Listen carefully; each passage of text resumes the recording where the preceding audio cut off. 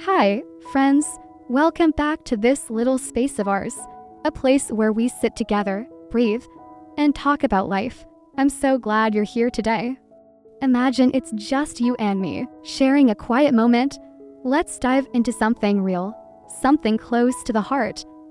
Have you ever caught yourself complaining about the rain on your way to work? Or maybe about a grumpy boss, a friend who doesn't get you, or just life not going your way? I've been there too, those little grumbles slipping out like they're part of my breath.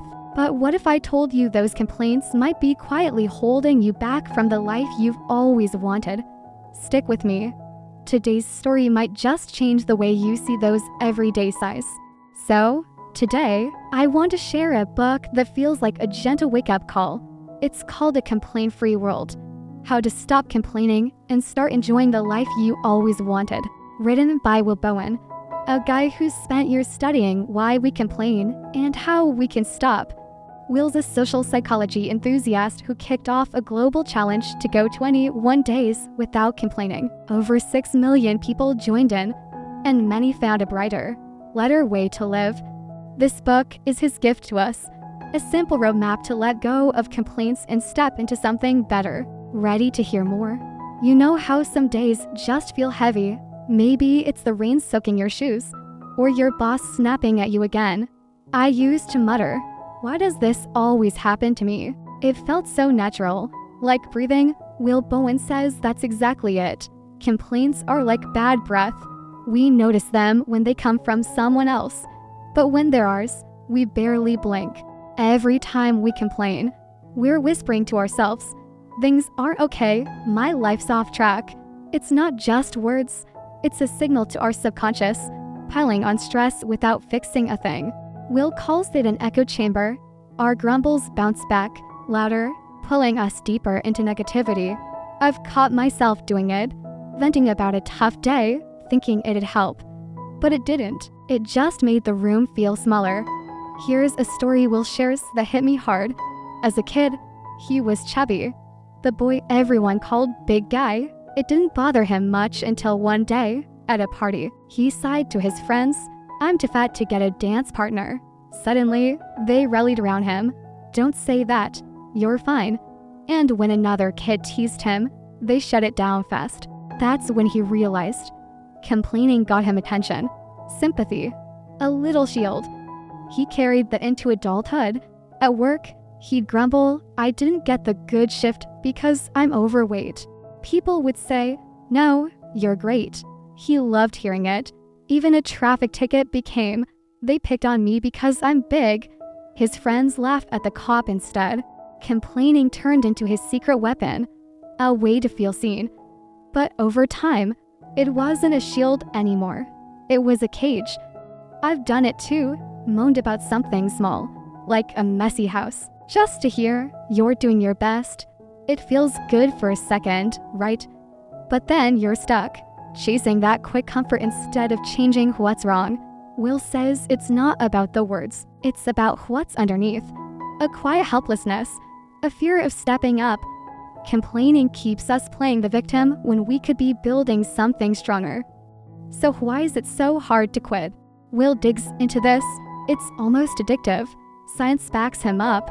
When we complain, our brain releases endorphin, that feel-good chemical, to ease the sting. It's like a tiny high. Eckhart Tolle calls it feeding our pain body. This part of us that thrives on drama, conflict, grumbles. The more we complain, the hungrier it gets. I've felt that pull. You know it's not helping, but the words slip out anyway. Ugh, traffic again. It's instant relief, then instant regret. Will says we don't just need to break a habit, we need to break an addiction. And here's the kicker. The more we complain, the more life proves us right. Grumble about bad luck, and suddenly every red light feels personal. It's like we're scripting our own misery. But when we stop, that's when the world starts to shift. Now, let's get real about this. A strong soul doesn't waste time pointing fingers. I used to think complaining about others was harmless venting. Like that time my coworker forgot a deadline, and I grumbled to a friend, "Why is she always so flaky?" I thought it'd lighten my load. Nope. It just made me notice every little thing she did wrong after that. Her messy desk, her loud laugh. Suddenly, she wasn't a teammate anymore. She was a problem. Will says that's what complaining does. It blinds us to the good. Maybe she forgot the deadline because she was juggling too much. Just like me some days. But I didn't see that. I saw what annoyed me instead. It's the same at home. I'd say to my partner, "You never clean up," and miss how they'd quietly made dinner after a long day. Relationships fray like that.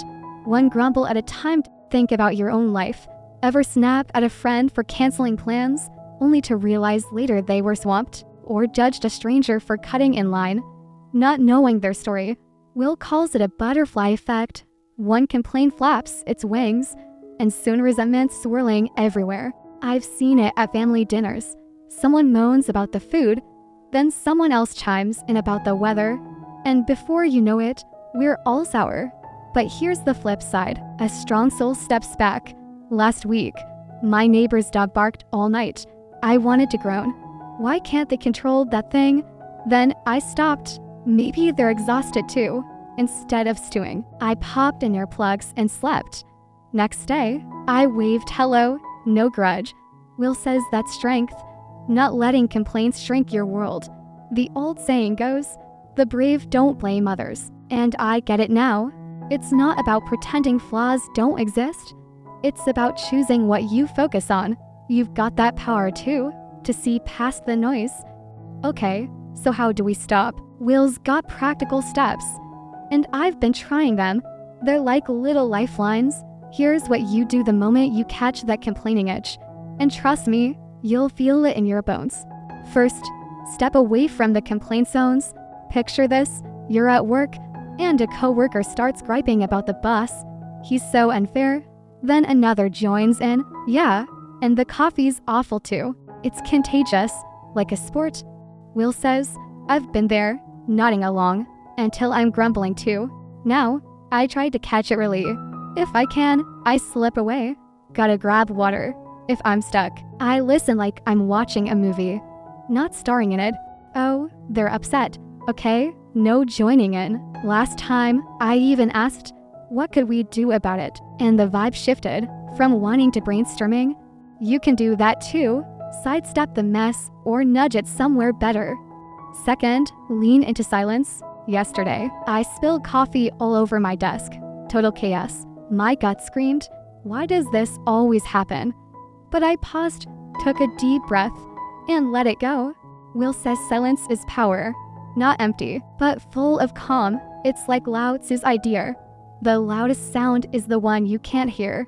When you're tempted to vent, my day's ruined, try breathing instead.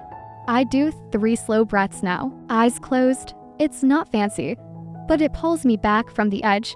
You've felt that chaos too, right? Next time, just breathe. You'll feel the shift.